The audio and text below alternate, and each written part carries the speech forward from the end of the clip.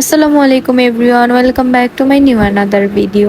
আশা করি সবাই অনেক বেশি ভালো আছেন। আমিও আপনাদের দোয়াতে আল্লাহর রহমতে আলহামদুলিল্লাহ ভালো আছি। আজকে আপনাদের সাথে শেয়ার করব নতুন আরো একটি ভিডিও। তার আগে বলি, যারা এখনো আমার পেজটিকে ফলো করেননি তারা অবশ্যই একটা ফলো দিয়ে পাশে থাকবেন, যেন নতুন নতুন ভিডিওগুলো সবার আগে দেখতে পারেন। এনিওয়েজ, আজকে আমি আমার কাজিন অপর্ণাকে নিয়ে চলে যাব উদ্ভাসে। আই থিঙ্ক এটার সম্পর্কে সবারই কম বেশি আইডিয়া আছে, সবাই কম বেশি পরিচিত। তারপরেও বলি, উদ্ভাস হচ্ছে একটা কোচিং সেন্টার। আমার কাজিন এখানে অনলাইনে কোচিং করে। ক্লাসগুলো অনলাইনে করলেও সপ্তাহে 2টা পরীক্ষা থাকে, যেটা অফলাইনে দিতে হয়। সেই পরীক্ষা 2টা তারা শুক্র ও শনিবারে নিয়ে থাকে। আর আমার যেহেতু শুক্রবারে শনিবারে ক্লাস অফ, তাই আমি নিয়ে যাই ওকে। এখন তো কদমতলিতেও নতুন তাদের একটা ব্রাঞ্চ করেছে, আমরা সেই ব্রাঞ্চেই যাব। যেতে যেতে মাঝ রাস্তায় যাওয়ার পর দেখলাম হালকা হালকা বৃষ্টি হচ্ছে, কিন্তু জনি টাওয়ার পার হওয়ার পর দেখলাম সেখানে বন্যা বয়ে গিয়েছে। মজা করছিলাম, পেছনে তাকিয়ে দেখছিলাম যে রাস্তা শুকনো, আর সামনে তাকিয়ে দেখছিলাম ঢল বৃষ্টিতে রাস্তাঘাট একদম ভিজা। সিএনজি থেকে নামতে নামতে বৃষ্টিটা যেন আরো বেশি বেড়ে গেল, তাই একটু তানাকা পাম্পে আমরা একটু দাঁড়িয়েছিলাম। শুধু আমরা না, অনেকেই সেখানে দাঁড়িয়েছিল বৃষ্টির জন্য।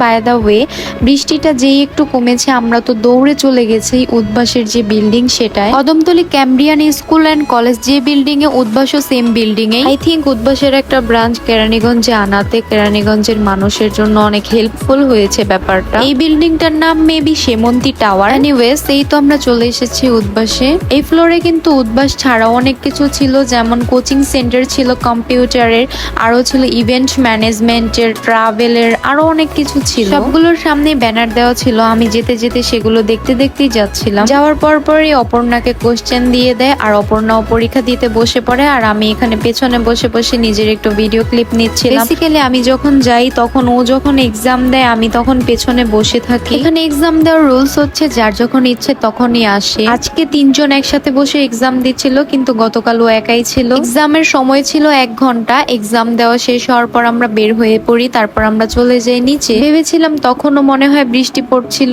কিন্তু বাহিরে আসার পর দেখলাম না, বৃষ্টি পড়ছে না। যদিও ভিতরে থাকলে কিছুই বোঝা যায় না। বাহিরে আসার পর সামনেই দেখতে পেলাম একটা লোক কিছু ফুল বিক্রি করছিল। আমি আবার একটু ভিডিও ক্লিপ নিলাম, কারণ ফুলগুলো দেখতে আমার অনেক বেশি ভালো লাগতেছিল। দেন আমরা চলে যাই লায়নে বলতে লায়নের ফুড লফটে চলে যাই। অপর্ণা এর আগে কখনো এখানে আসেনি, তাই বললাম চলো তোমাকে একটু ঘুরিয়ে নিয়ে যাই। সেখানে গিয়ে আমরা চলে যাই ওয়াফেলের স্টলের সামনে, কারণ আমরা ওয়াফেল অর্ডার করব। দেন আমরা 2টা ব্লুবেরি ব্লাস্ট ফ্লেভারের ওয়াফেল অর্ডার করি। সাথে কর্নারে একটা জুসের দোকান ছিল, সেখান থেকে আমরা একটা পানির বোতলও কিনে নিয়ে আসি। ওয়াফেল অর্ডার করার রিজন হচ্ছে অপর্ণার এখন ওয়াফেল ট্রাই করা হয়নি, তাই ভাবলাম ওয়াফেল অর্ডার করি, নতুন কিছু এক্সপিরিয়েন্স হবে। আর ব্লুবেরি ব্লাস্টেডটা অর্ডার করার রিজন হচ্ছে আমার সব ফ্লেভারেরই ট্রাই করা হয়ে গিয়েছে, কিন্তু এটাই বাকি ছিল, তাই এটাই করলাম। বেশ কিছুক্ষণ ওয়েট করার পর আমাদের ওয়াফেলটা হয়ে যায়, তারপর আমি গিয়ে নিয়ে আসি। আর অপর্ণা এইদিকে বসে বসে একটু ভিডিও ক্লিপও নিয়েছিল, যেটা আবার আমি অ্যাডও করে দিয়েছি। দেন খাওয়া দাওয়া শেষ করে আমরা চলে যাই মোবাইলের ফ্লোরে, কারণ এখানে আমাদের একটু কাজ ছিল। এখানের কাজ শেষ হওয়ার পর আবার আমরা বের হয়ে পড়ি বাসায় যাওয়ার জন্য।